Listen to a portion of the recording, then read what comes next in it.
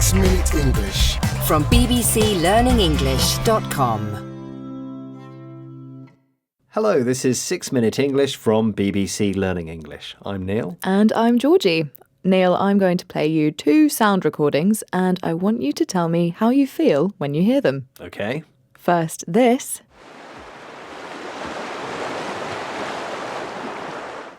And now this.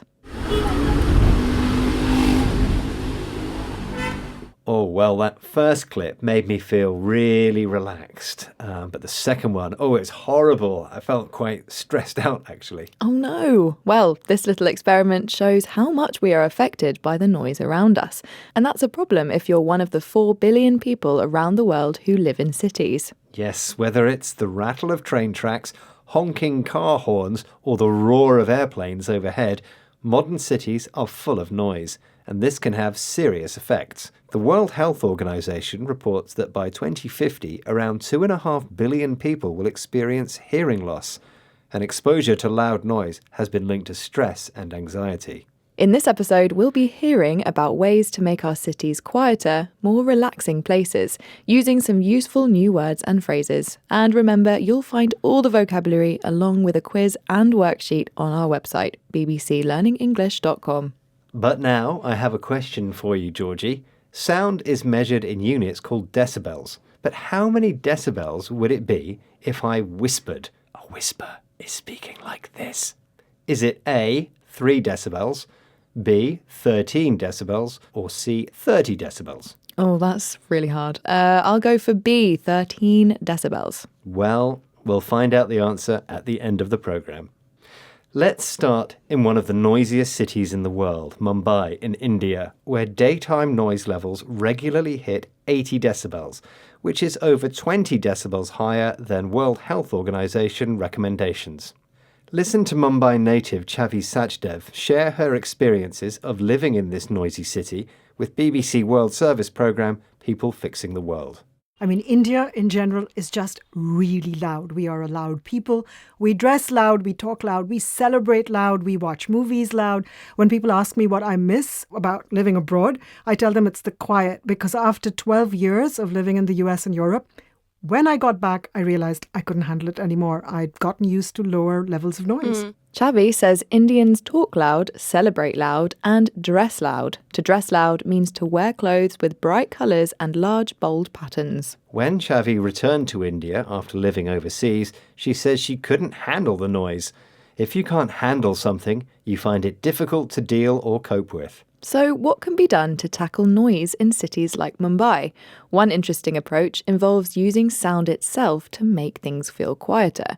Soundscaping is the idea of adding certain sounds to busy public spaces so that they sound and feel more relaxing. Sound artist Charles Montambeau lives near the Parc de Madeleine, a busy city park in Montreal, Canada. Charles was inspired to recreate the ocean sounds he heard on holiday in the Magdalen Islands in his city park back home. On BBC World Service programme People Fixing the World, he tells reporter Natasha Fernandez that these sounds included ocean waves and some unusual sounding sand. The sand and the Magdalen Island can sing. When you walk into the sound firmly, the sand makes some squeaky sounds. So that's one sound that is kind of funny, kind of special.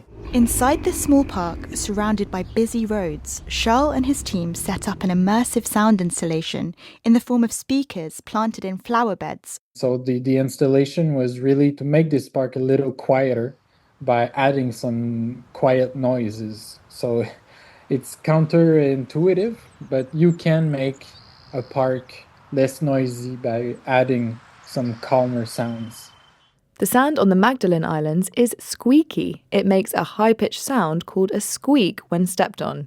Charles played recordings of this sand, ocean waves, and other relaxing sounds through speakers hidden in the park. He created an art installation, a work of art designed to give people an interactive experience. By adding more relaxing sounds, Charles's installation actually made the park feel quieter. It's an example of something that's counterintuitive, meaning it happens differently from how you would expect. What a great idea! And similar soundscapes are now helping city dwellers relax in other cities too, including Tokyo and Barcelona. Now, Neil, you asked me a question about a very quiet sound, a whisper. So, are you going to reveal the correct answer?